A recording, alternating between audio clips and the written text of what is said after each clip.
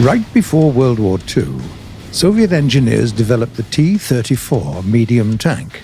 This highly versatile, easy-to-produce vehicle arrived just in time and was instrumental in the eventual victory against German forces.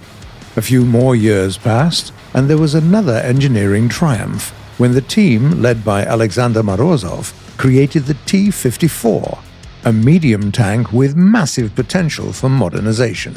But no vehicle can serve forever.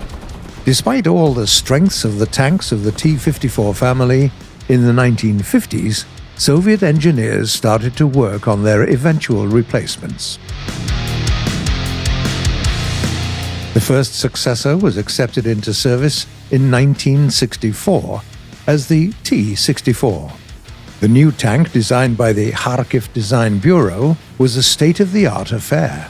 It was well protected against heat and sub-caliber projectiles thanks to its composite armor and the incorporation of an autoloader which allowed the crew to be reduced to 3.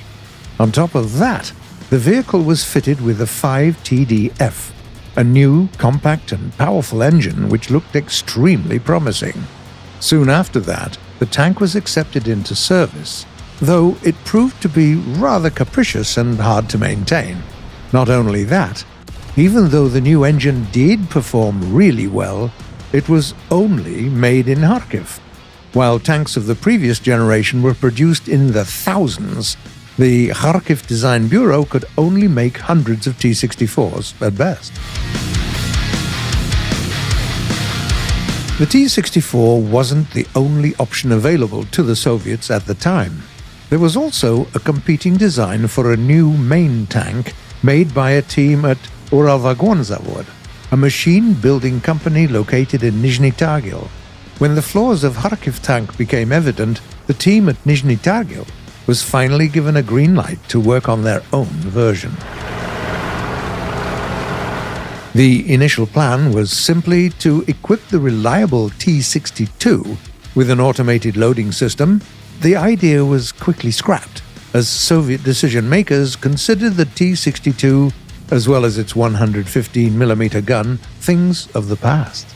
The team in Nizhny Tagil changed their approach and started working on an improved model of the T-64, soon leading to a prototype known as Object 172. The finicky 5TDF was replaced with the V45 diesel engine, which was considerably easier to produce, a move that the top brass were very happy with, and there were some changes made to the running gear of the vehicle as well. Engineers also equipped the tank with an improved autoloading system where ammunition was stored horizontally, with the aim of making it safer and more reliable.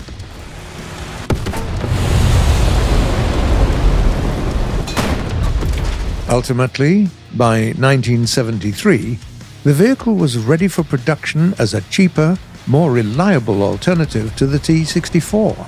Even though originally it was only to be serially produced in the event of a war, soon the military changed their collective minds, and the tank was finally fully accepted into service as the T-72. Soviet generals were quick to recognize the potential of the new tank, and the team behind the project began developing its improved variants as well as versions meant for export. Soon, the T-72 was the main tank of the countries in the socialist bloc.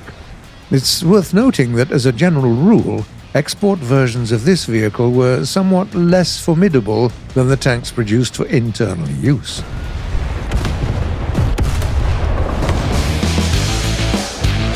In 1979, the Soviet Union introduced a new version of the tank known as the T-72A.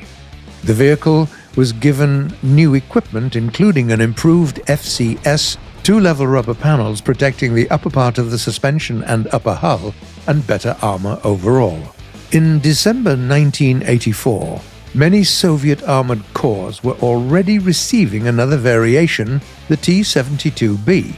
This model was equipped with a new, more powerful engine, the V-84, and the Svir ATGM. Moreover, from 1989 onwards, the T-72Bs were also given the Kontakt 5 era, just like the tanks of the T-80 series.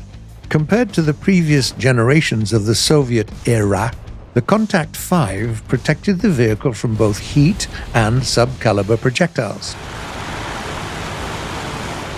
By that time, the T-72 already made quite a name for itself all around the world. The USSR produced tens of thousands of these tanks, and some of them saw action in the Iran-Iraq War, as well as in Lebanon and Ethiopia.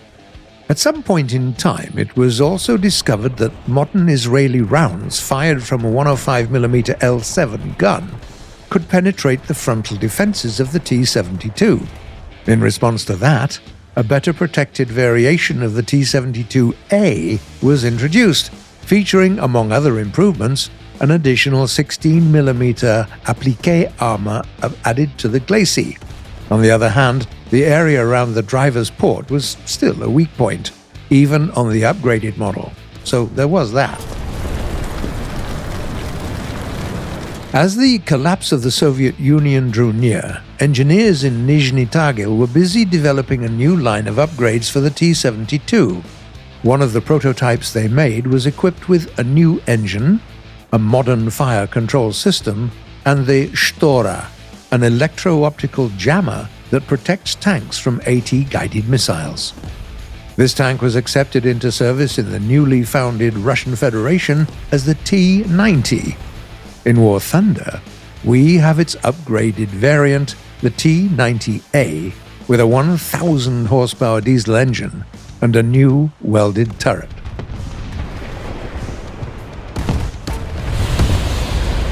As the T-72, with a myriad of its derivatives, is still the workhorse of the Russian Armored Corps, it's hardly surprising that, from 2012 onwards, there's been an ongoing effort to upgrade older models to the standard of the T-72B3 variant. War Thunder features one of the latest models of this line with modern thermal sights and the Relikt ERA.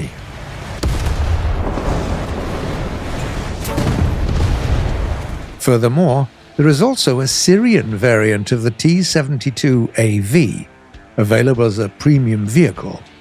It is fitted with a brand new fire control system made by Officine Galileo, an Italian company that is known for working on the C-1 Ariete. The tank features panoramic sights for the commander and second-generation thermal sights for both commander and gunner, making the T-72AV an effective combatant at any time of the day. The T-72 has been in service for so long that its operators know the tank inside and out, with all its strengths and flaws. This is a vehicle that stood the trial of time and was tested in countless battles. It's reliable and easy to maintain, but it also has its own peculiar traits, like the fact that it's very tightly packed. Different variations of this tank are currently in service in Russia, Poland, India, and many other countries. The T-72 is also frequently seen in military parades. Have you ever seen it with your own eyes? Please tell us in the comments below. We love to hear from you because it's you who provide us with the ammunition to make our series great.